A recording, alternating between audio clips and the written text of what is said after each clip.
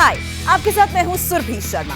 India TV YouTube channel subscribe करिए, bell icon दबाएं। नंदीग्राम की सीट से अपना अटैचमेंट नहीं हटा पा रहे हैं। नंदीग्राम को हटा भी जानना चाहता है नंदीग्राम तो मैं कह रहा हूं कि मैंने कहा था कि 1 तारीख एक बहुत इंपॉर्टेंट डेट था पोलिंग का और दूसरा 2 तारीख है। नंदीग्राम में जो होगा वही बंगाल में होगा। चलिए, पवन जो है वो थोड़ा टीएमसी की सीटों के बारे में बताना चाह रहे हैं, जिन सीटों पर टीएमसी आगे चल रही है। पवन। सौरभ जी, हमने जो अभी तक डिस्कस किया है उसमें टीएमसी की कमियां या फिर बीजेपी के पक्ष में लोग वोट क्यों कर रहे हैं उस पर बड़ी चर्चा हुई, लेकिन हमें टीएमसी की ताकत या पॉजिटिव्स की भी बात करनी चाहिए जो उनके लिए काम कर रही है, और यही तय करेगा कि अच्छा, नंदीग्राम का ट्रेंड आ चुका है। अभी पवन आपको रोक रहा हूं, शुभेंदु अधिकारी आगे चल रहे हैं नंदीग्राम से, और शायद ये बंगाल चुनाव की सबसे बड़ी खबर होगी। नंदीग्राम से शुभेंदु अधिकारी ममता बनर्जी के खिलाफ आगे चल रहे हैं। आप इस खबर को उल्टा भी पढ़ सकते हैं, ममता बनर्जी नंदीग्राम से पीछे चल रही है। अजय, ये बेटर था। देखिए, ये जायंट स्लेयर की बात कही जा रही है, और अभी तक हमने देखा था कि 2019 के चुनाव में स्मृति ईरानी एक इस खिताब को लेकर सामने आई थी, लेकिन अगर शुभेंदु अधिकारी वो कर दिखाते हैं जिसके लिए सज्जन दावा कर रहे हैं कि ऐसा होने जा रहा है, यानी कि नंदीग्राम से शुभेंदु अधिकारी जीतेंगे और ममता बनर्जी हारेंगी, अगर ये हो जाता है तो ये अपने आप में बंगाल के पूरे चुनावी परिप्रेक्ष्य में सबसे बड़ी खबर होगी। बिल्कुल, और हमारे सारे रिपोर्टर्स नंदीग्राम तो जरूर ही गए हैं। पवन, नंदीग्राम में शुभेंदु अधिकारी लीड कर रहे हैं। इसमें मुझे कोई शंका या कहें कि कोई आश्चर्य नहीं है। सिर्फ एक फैक्टर था वहां, पोलराइजेशन।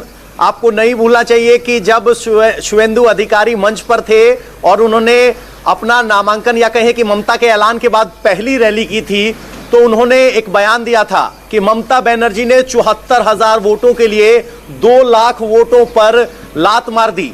हमें 1.5 महीने पहले तक वो पोलराइजेशन नहीं दिखाई दिया था, लेकिन जब मतदान के दिन शुभेंदु अधिकारी के साथ हम बोल रहे थे, घूम रहे थे, और जिस बोयाल पोलिंग बूथ पर ममता बनर्जी जाकर बैठी थी, वहां की एक महिला का बयान मुझे आज याद आ रहा है कि ममता बनर्जी यहां मुस्लिमों को लेकर आ गई। वो ममता बनर्जी अपने समर्थकों को लेकर आई थी, लेकिन ममता बनर्जी और उनके समर्थक यानी मुस्लिम, तो आप समझ सकते हैं ग्रामीण महिला जो कभी शायद हिंदू मुसलमान के आधार पर ना सोचती हो, वो इस तरह की बात कह रही है, यानी हाईली पोलराइज था। और शुभेंदु अधिकारी का वो संबोधन कोई नहीं भूल सकता जिसमें वो बार बार बेगम ममता कहते नजर आए थे, और टीएमसी के चाहने वालों को बहुत चुभता था। लेकिन जो इमेज बनाने की शुभेंदु अधिकारी की तरफ से कोशिश हुई वो जमीन पर दिखाई दी थी। और शुभेंदु अधिकारी के लिए जब वो पोलिंग बूथ पर जा रहे थे तो अगले सीएम होंगे इस तरह के नारे भी सुने थे। पवन, लेकिन एक बात बताइए, बंगाल में आमतौर पर अभी तक ये मानना है और लोगों का ये धारणा है, अभी भी लोग ये मान रहे हैं कि विमेन पॉपुलेशन में ममता बनर्जी की लोकप्रियता में बहुत ज्यादा सेंध नहीं लगी है, और अगर ये बात सच निकलती है तो ये चुनाव उतना आसान नहीं होगा जितना हम समझ रहे हैं भारतीय जनता पार्टी के लिए।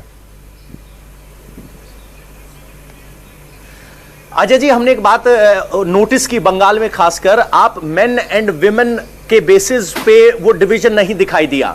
जो ममता की समर्थक महिलाएं हैं वो हैं जो किसी योजना की डायरेक्ट बेनिफिशियरी हैं, लेकिन उसमें भी कट मनी का एंगल है जो योजना के इंपैक्ट को कम कर रहा है। अभी मैं नंदीग्राम के ही एक गांव की बात बता रहा हूं जहां एक विधवा महिला जो अपने 2 बच्चों को पाल रही है, उन्होंने कहा, मैंने कहा कि ममता महिला है, आप उसे कैसे देखती हैं? हाय, आई एम सुरभि शर्मा। खबरों से अपडेट रहने के लिए India TV YouTube channel subscribe करिए, साथ में बेल आइकन जरूर दबाएं। जुड़े रहें इंडिया टीवी के साथ।